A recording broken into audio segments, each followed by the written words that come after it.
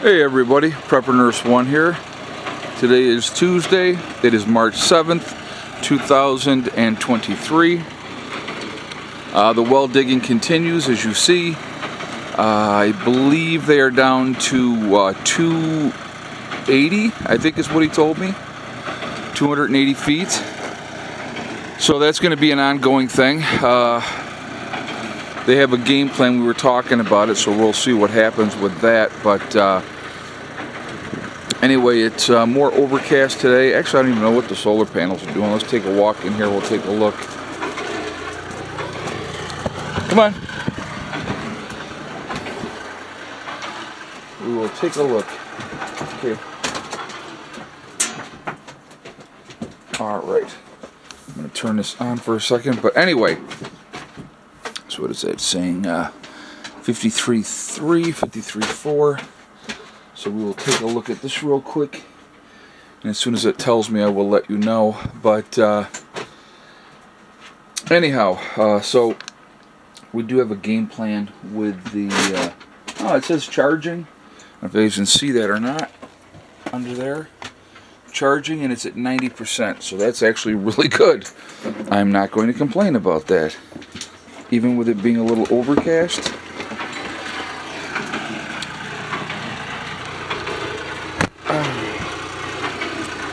Alright, so anyway, I wanted to talk to you guys about... oh, now the breeze is going to start picking up. You just can't get away from it. Let's see. No, I'm gonna go back into the battery room so you guys can hear me. Hella, come here, girl. You come and stay with me. You come in here. Come on. I'm going to do this video in here. I'm going to show you why I'm not going to sit in the house. I'm going to show you real quick why. Poison ivy or poison oak, either one. It's really, really bad here and over my eye here. I have been using the mixture on it, which has helped immensely. So it doesn't itch, but it's swollen. Obviously, it's leaking. So when it gets to that point, it's already starting to dry up a little bit, if you will. But yeah, I've been using the white vinegar and baking soda paste on it, and that is helping. But yeah, so I'm not going anywhere today. It's just not been fun. Anyway, what was I going to tell you guys? Oh, I know. So I wanted to talk about a topic today about people have had enough. Okay, and a great example of that is the whole Chicago mayor's race. So Lori Lightfoot obviously is not going to be reelected as mayor in Chicago. They got two other guys that are fighting for that position right now. She's already out. And I think that's a great example of people have had enough. I mean, the crime in Chicago is out of control. You know, she obviously... So, you know, she tried to say what reasons why she wasn't elected. But the reality is this. And I'm not even going to get into that because it was, you know, ridiculous reasons of why she felt she wasn't being reelected. The bottom line is she did a terrible job. A terrible job. So that's why she didn't get reelected. You know, when you are letting crime go rampant and you're really not doing anything to change that, you know, it's just... And I think you're going to see the same thing happen again, like New York City. New York City's crime is out of control. If you watch Jason, the Angry Prepper at all, you know, he talks about that, how bad things are. And...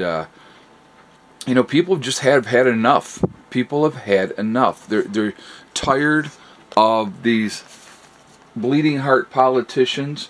They're tired of the catch and release programs that are going on with these politicians, and they're not going to take it anymore. And it's, to me, it's completely understandable.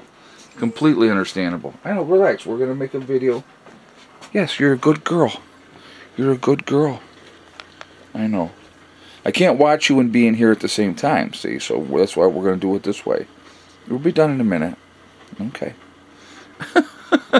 So, anyway, like I said, I think just people have gotten to their breaking points. They're really sick and tired.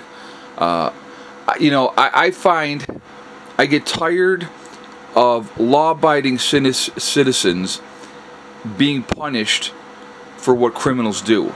Because the only answer the politicians have a lot of times, and I mean, tell me if I'm wrong, this is strictly my opinion only, but they always want to blame the guns. It's always the guns' fault. It's always the guns' fault. Oh, if we get the guns off the streets, things will be better. It hasn't worked anywhere else. When you have an armed society, you have a polite society. If you let Joe Average Citizen be able to defend themselves, there's going to be a lot less crime going on out there. You know, I mean, was there a town in Georgia, I think it's Georgia, where you're required by law to have a gun. So, and guess what? The crime is not bad in that town. If criminals know that, you are disarmed, you don't have any weapons, they pretty much have carte blanche, and they know that they can go ahead and break into your house and take what they want to take, and there's not really much you can do about it. But if you have a way of possibly defending yourself, they're definitely going to think twice about that. So those are things that people really need to take into consideration. My thing is this: if you don't like guns, right? You don't like guns, whatever, then don't get one. That's fine, But don't tell me I have to not have a gun too because you're uncomfortable. Does that make sense? It is amazing to me. I'm going to tell you what, since I have been down here in West Virginia, it is a whole different kind of mindset than back in New York. I've had people come up to me, because I carry wherever I go, and they ask me what kind of gun I have, and and I'll tell them. And I've had people come up to me and thank me for carrying. I mean, you would not see that very much in New York State. It's craziness. I mean, a lot of people that do carry in New York State, they are concealed carrying because people get freaked out, which they shouldn't. You should be happy that somebody's walking around that is willing. See, this is the thing I don't think a lot of people understand. They're willing to sacrifice themselves to not only protect themselves, but to also protect you, the ones that don't want to do it. I find that quite interesting. So, just some thoughts. But I want to hear what you guys think about like these, like the mayoral race in Chicago. Why did she not get reelected?